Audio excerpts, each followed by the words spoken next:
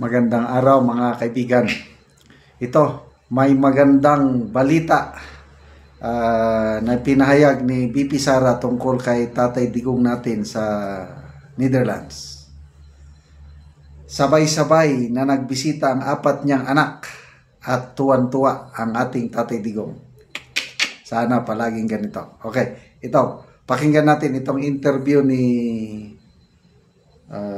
Real Enlighten. Basta post sa Facebook Reels, in-interview si BP Sara at masaya-masaya silang magkakapatid at kasama ang kanilang tatay.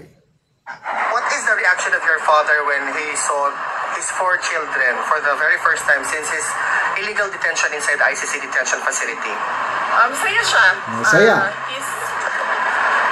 He's been informed of it since Friday of last week. Nung 3 na kami ang bumisita at sinabihan na siya na ay nag-aantay na lang ng isa.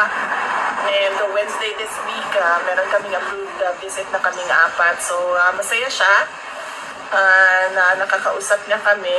At medyo maingay kanina kasi 4 sabay-sabay na nagsasalita. At some point, sinabi ni Basti na hindi na ako magsasalita kasi walang nakikinig sa akin. So, medyo siguro, na-miss niya yung gano'n, na discussions, na labo-labo, sabay-sabay nagsasalita lahat. At masaya siya na nakabisita kami 4. VP Inday, Ulitin what is the natin, reaction of your father when he saw his 4 children for the very first time since his illegal detention inside ICC detention facility? Masaya siya. He's been informed of it since Friday of last week. Nung 3 na kami ang bumisita at sinabihan na siya na ay nag-aantay na lang ng isa. And Wednesday this week, meron kaming approved visit na kaming 4. So masaya siya na nakakausap niya kami. At medyo maingay kanina kasi 4 sabay-sabay na nagsasalita. At some point, sinabi ni Basti na hindi na ako magsasalita kasi walang nakikinig sa akin. So, medyo siguro, na-miss niya yung gano'n, na discussions, na labo-labo, sabay-sabay nagsasalita lahat. At masaya siya na nakabisita kami 4. Galing! For the first time nga naman, kailang more than 5 months na. March 11 siya hinidnap. March, April, May, June, July, August. 5 months na.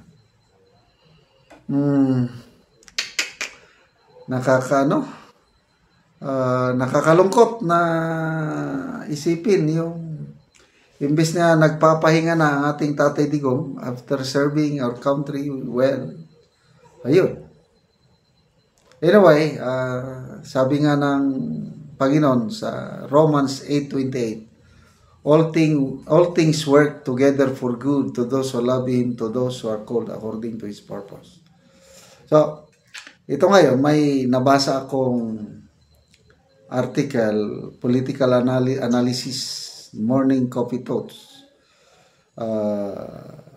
Unknowingly, hindi sinasadya ang Marcos Jr. administration, tinutulungan nila na mapadali ang pagiging presidente ni BP Sara sa 2028. Bakit?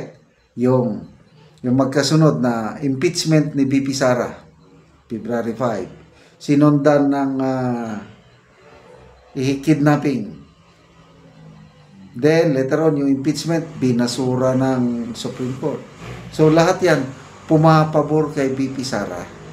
Kasi nga, yung rating, trust, satisfaction, o approval rating, after this, itong pangyari to, biglang tumaas si BP Sara, ang rating niya, bumulusok naman si PBBM.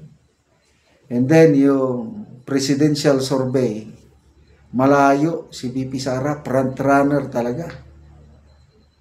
Yung WR numero 31.3 o 0.4%. Si Romualdez, 0.7 lang. So, paano sila mananalo dyan ngayon? Medyo sumusunod kay VP Sara. Si Mayor Robredo, 13%, malayo pa rin. Parang wala nang si Robredo, tahimik na siya sa Naga, happy na siya doon. So, itong mga nag-aambisyon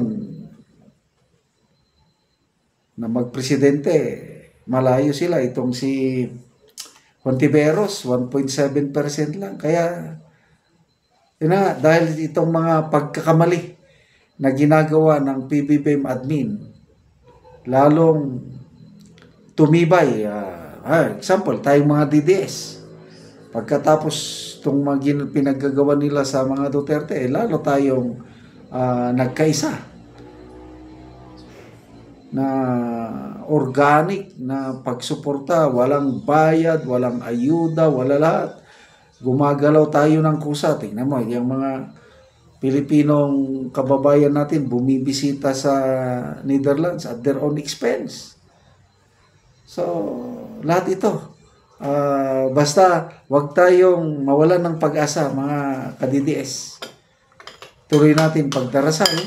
Ako, araw-araw, pinagdarasal ko si Tatay Digong Duterte family na makabalik ang isang Duterte sa Malacanang, na ang ating Tatay Digong makabalik din siyang buhay, na before 2028 masaksihan niya, makarelease na, mabigyan siya ng interim release, manalo siya sa kaso, and by 2028 ang sarap pangitain yung gano'n na nakabalik ang isang Duterte, dahil the best president we ever had para sa akin, Tatay Digong. Wala nang tatalo sa kanya. Grabe, napakasimpleng presidente. Lifestyle check, sinasabi ngayon ng Pangulong Marcos Jr. Lifestyle check na, I don't know kung anong may bubunga yung lifestyle check. Paano ka mag-lifestyle check na ang order ng Office of the President, King Crab? Ano ka mag-lifestyle check na birthday mo magduran-duran na millions ang bayad? Ang ating Tatay Digong, kumain, simple lang. Magsuot, simple lang. Bahay niya, simple lang. Kaya wala talagang tatalo sa ating Tatay Digong. At konting tiis na lang, 2028, ang ating minamahal na VP Sara, presidente na natin. Okay, salamat mga kaibigan sa inyong pagsubaybay sa ating channel. Nakakatulong kayo ng malaki sa tribong Talandig ng Bukidnon, dahil ang sweldo natin sa channel na ito, pantulong natin sa tribo. Namimigay tayo ng mga libreng yero at pako para makapagpatayo sila ng mas maayos na tirahan. Panoorin niyo ang video na ito. Si ate ang natagaan Ugero, so mag-atop na gid sila karon. Tindog sila sa bagong balay. Pagkatagpulo nito. Basta wak pa.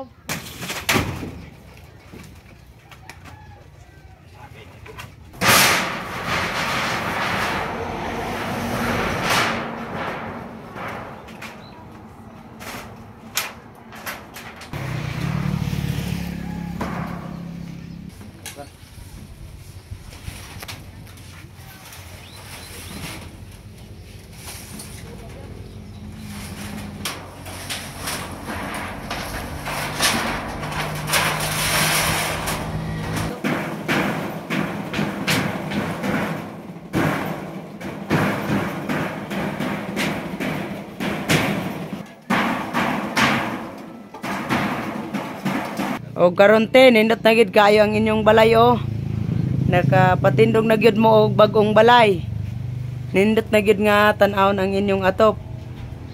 So karon te, unsa man ang imong maistorya nga nakaatop na mo, nagpatindog na mo og balay nga bago? Unang-una, salamat sa Ginoo og sa nagtan-aw sa video nga natabang sa mo. Salamat gid kayo sa inyo ha. Kay nakapatindog gid ko sa among balay. Kung dili ang nagtabang sa mo, di gid mo makapatindog sa balay namo. Salamat kayo. Salamat.